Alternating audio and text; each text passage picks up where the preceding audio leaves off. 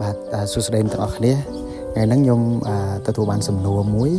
ហើយវាសាមញ្ញប៉ុន្តែខ្ញុំគិតថាវាជារឿងមួយដែលយើងគួរចាប់អារម្មណ៍ទាំងអស់គ្នាមានគេសួរខ្ញុំថាតើយើងគួរធ្វើម៉េចដើម្បីឲ្យយើងមានសន្តិភាពផ្លូវចិត្ត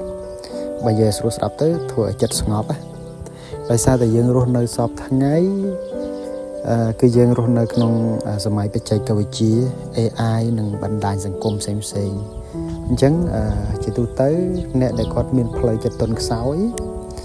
គាត់អាចងាយនៅក្នុងការបាក់ទឹកចិត្តឬក៏អារម្មណ៍អត់ស្ងប់ពេកអញ្ចឹងទៅអញ្ចឹងសូមចាំថាបណ្ដាញសង្គមផ្សេងៗគេចង់បង្ហាញអ្វីដែលគេចង់ឲ្យយើងឃើញទេបញ្ហាផ្សេងៗឬក៏អីមួយដែលគេមិនចង់ឲ្យយើងឃើញគេអត់បង្ហាញទេជាទៅបើសិនខ្ញុំជឿ50-50ចុះជឿ50-50អញ្ចឹងមានរឿងក្រោយខ្នងច្រើនទៀតដែលយើងមិនដឹងពីគេអញ្ចឹងណាអញ្ចឹងអ្វីមួយដែលខ្ញុំចង់លើកទឹកចិត្តយើងគួរតែកុំចំណាយពេលច្រើនទៅលើបណ្ដាញសង្គមច្រើនពេកបណ្ដាញសង្គមច្រើនពេកហើយថ្ងៃហ្នឹងមាន 2-3 ចំណុចដែរតើតើទៅបណ្ដាញសង្គមគឺជារឿងទូទៅដែលយើងអាចថាស្វែងយល់ទាំងអស់គ្នាបានហើយមាន 2-3 ចំណុចដែលខ្ញុំនឹងលើកឡើងនេះអានេះជាវិធីដែលខ្ញុំអនុវត្តខ្លួនឯងផ្ទាល់ហើយខ្ញុំអនុវត្តទៅវាបានប្រសិទ្ធភាពអញ្ចឹងចំណុចទី1ដែលខ្ញុំចង់ឲ្យអ្នកទាំងអស់គ្នាសាកល្បងគឺយើងរៀនធ្វើចិត្តរស់នៅរៀងខ្លួនជាតែក្តីសុខកើតឡើងពីការចេះរស់នៅរៀងខ្លួនជាមួយនឹងអ្នកនៅជុំវិញខ្លួនដោយយើងអត់បានទៅប្រៀបធៀបមួយណាគេទេអត់បានទៅរករឿងអ្នកណា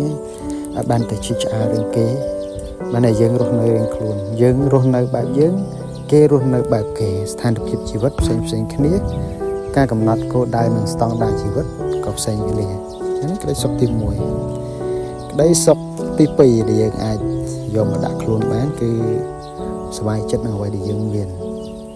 ជាទូទៅមនុស្សតែងតែមានមហិច្ឆតារៀងខ្លួនហើយធម្មតាយើងឡើងបានមួយជាហ៊ានយើងចង់បានមួយជាហ៊ានទៀត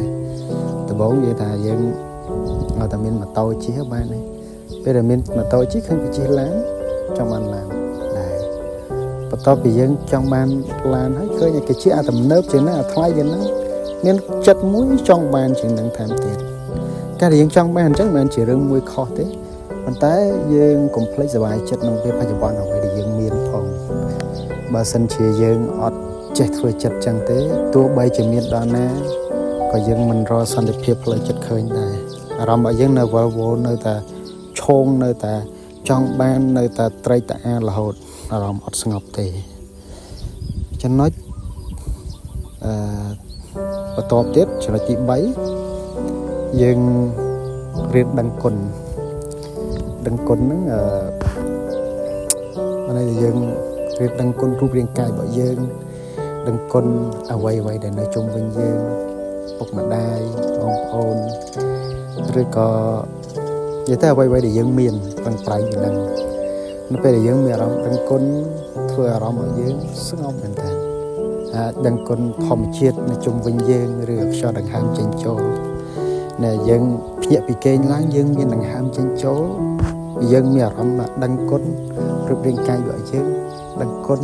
អុកស៊ីសែនដង្ហើមចេញចូលធ្វើអារម្មណ៍របស់យើងស្ងប់នេះយើងថាសบายចិត្តមួយបាត់ហើយសบายចិត្តមួយបាត់ហើយអញ្ចឹងយើងអាចពិចារណាទៅមួយចំណុចទាំងអស់ហ្នឹងក្នុងសភៅគេបានសរសេរច្រើនដែរអាចស្រាវជ្រាវបន្ថែមទៀតក៏បានដែរចំណុចបន្តទៀតជាងអាចចំណុចទី4ជាងអាចចំណាយពេលនៅជាមួយខ្លួនឯងនិយាយទៅចំណាយពេលនៅជាមួយខ្លួនឯងអាចនិយាយថាសមាធិធ្វើឲ្យចិត្តយើងស្ងប់រៀននៅឡាញណាស្ងាត់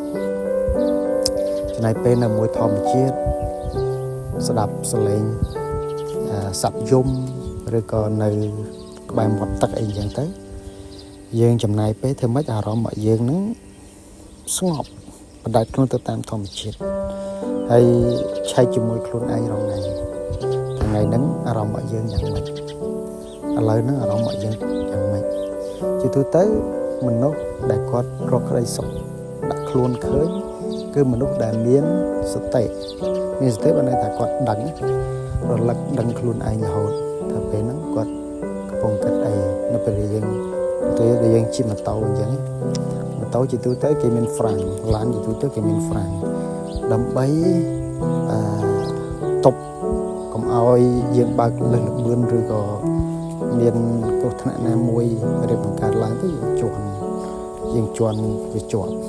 ហើយចិត្តរបស់យើងក៏ចឹងដែរបើយើងរៀននៅជាមួយខ្លួនឯងមួយថ្ងៃ10-20នាទី